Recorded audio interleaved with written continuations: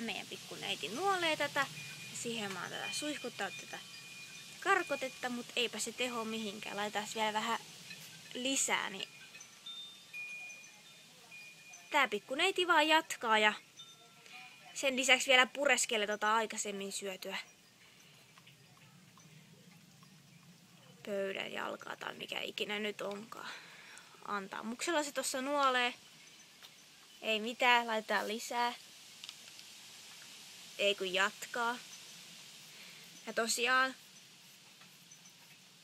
meidän edelliselläkään koiralla ei ollut mitään hyötyä ton kanssa.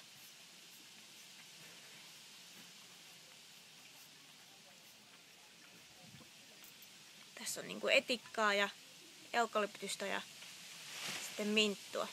No nyt tässä kehti vähän muovipussit. Ei kun jatkaa vaan. Että tällainen koiran karkote.